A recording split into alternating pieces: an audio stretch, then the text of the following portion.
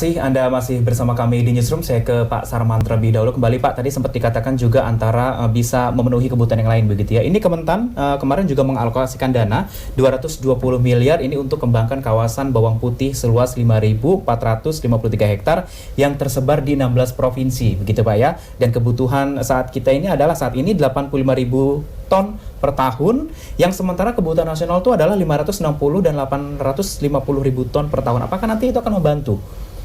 Ini bawang putih atau cabai nih? Ini bawang putih yang kita sampaikan sekarang. Bawang putih ya. Jadi gini, masalah bawang putih ini kan agak sedikit antik ya. Karena kalau cabai jelas, tapi kalau kultur daripada bawang putih ini harus betul-betul yang sedikit agak panas dia. Ya, dan tidak seluruh tanah di Indonesia yang bisa cocok gitu ya? Untuk itu. Ya, makanya kemarin kan ada misalnya persyaratan importir kalau ingin mengajukan kuota kepada pemerintah itu wajib menanam bawang putih. Nah, ternyata pada praktiknya banyak juga importir kita yang rugi. Ya kan? Dia rugi karena apa? Kultur tanah yang mereka tanamkan itu tidak cocok gitu loh. Nah, jadi itu yang saya katakan tadi perlu pemetaan. Iya, pemetaan tadi. Pemetaan kira-kira di provinsi mana yang pas. Itu satu. Kedua, cabai juga begitu. Cabai antara cuaca dan juga antara kultur tanahnya. Nah, sehingga kita harapkan nantinya apa? Jangan misalnya yang terjadi kadang-kadang adalah seluruh Indonesia serentak panen. Ya. Nah, ketika serentak panen, yang siapa yang rugi? Yang rugi adalah petani. Karena apa? Panennya bersamaan, stoknya berlimpah, sedangkan mungkin kebutuhannya juga tidak melonjak. Yang terjadi harga cabai semakin turun. Yang rugi adalah petani. Nah, ini yang saya katakan tadi, pemerintah harus memetakan manajemen daripada produksi ini supaya betul-betul kebutuhan itu bisa katakanlah terpenuhi. Terutama mungkin seperti Jabodetabek yang memang dia adalah merupakan daerah yang sangat tergantung kepada provinsi-provinsi lain. Itu pertama. Yang kedua adalah harus adanya juga manajemen distribusi yang pas. Ya, contoh misalnya katakanlah di Jakarta kalau tidak salah Pasar Jaya itu punya dia cold storage gitu misalnya. Jadi artinya cabai itu masih mungkin bisa bertahan 2 atau 3 bulan.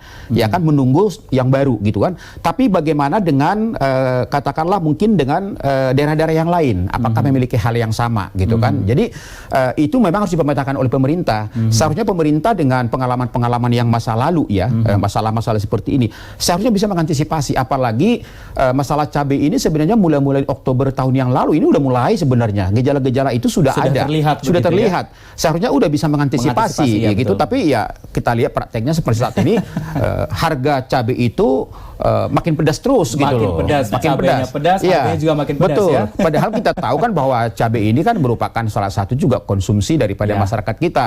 Ya kan, kita memakan sesuatu makanan-makanan kalau tidak ada cabai nggak lengkap rasanya begitu. Apalagi kan Mas Rizal lebih yang katakan tadi bahwa kita ini belum terbiasa memakan cabai kering. Maunya cabai-cabai yang segar. Ya kan? Nah, sehingga ya kalau terjadi seperti ini misalnya permintaan kita yang cukup tinggi ya akan tetapi suplainya berkurang ya kenaikan harga sesuatu yang tidak bisa dihindari. Kita semua gitu. yang segar memang lebih mahal ya Pak ya? Ya, lebih mahal. Saya ke Pak Rizal. Pak Rizal, ini kan tadi sudah dikatakan kita masih berbicara mengenai bawang putih begitu ya. Bawang putih ini tadi sempat disinggung juga bahwa akan memasok begitu ya 130 maksud kami Kementan akan sudah memberikan rekomendasi impor begitu ya produk hortikultura bawang putih ini sebesar 103.000 ton dari Tiongkok karena stok kita sudah menipis kemungkinan sampai Maret begitu. Tapi dengan kondisi saat ini yang memang lagi hangat-hangatnya diperbincangkan terkait dengan virus wabah corona ini, bagaimana ini? Apakah memang kita akan menerimanya atau memang kita harus berjaga-jaga juga? Itu bagaimana kondisi itu? Ya, nah inilah memang sentimen pasar, psikis pasar gitu ya terpengaruh oleh wabah ini dan memang sangat vital bahayanya gitu, karena banyak juga kasus yang kemudian akhirnya banyak mematikan. Nah, persepsi market atau juga masyarakat kaitan dengan apakah bawang itu sebagai perantara dari virus corona, saya kira tidak lah gitu ya. Namun tentu persepsi ini kan sulit juga gitu ya dipecahkan. Oleh karena itu saya kira perlu ada redistribusi impor ya, tidak hanya dari Cina saya kira. dari Laos, kemudian Vietnam, dari Thailand juga sama. Apalagi bawang putih produksi ketiga negara ini juga sama dengan bawang putih yang biasa dikonsumsi oleh masyarakat kita.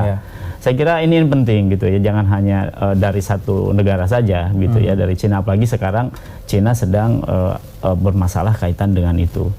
Nah, terus bagaimana keran impor ini? Tentu tidak hanya ini saya kira solusinya. Tadi saya setuju perlu ada pemetaan di domestik, ya tidak hanya impor. Memang dalam jangka pendek impor boleh, tapi in the long run gitu ya, kita juga harus berbahaya juga buat petani kita, betul, karena kita juga harus meningkatkan daya saing petani, khususnya petani-petani hortikultura ya. Jadi sentra-sentra produksi mana yang tadi sudah dijelaskan oleh Pak Sarman gitu, dan tentu ini menjadi penting. Permasalahan bawang putih mengapa kemudian di Indonesia stoknya sedikit gitu ya, saya kira tadi ada mismanagement dalam produksi. Nah, produksi ini menjadi penting untuk mengantisipasi gejolak harga yang seperti ini. Ini kan unpredictable. Yang biasa kita impor bawang putih ini dari negara China yang cukup dominan, tapi ketika itu terbatas, bahkan market juga sentimennya ya, atau masyarakat juga sangat mewaspadai bawang putih yang dari Cina ini khawatir terjangkit dan sebagainya, maka ini perlu segera dilakukan satu kebijakan yang cepat gitu ya, mengimpor ke negara-negara selain Cina. Saya kira itu yang paling penting. Baik, kita lanjutkan perbincangan kita usai jeda pariwara berikut. Tetap bersama kami di Newsroom.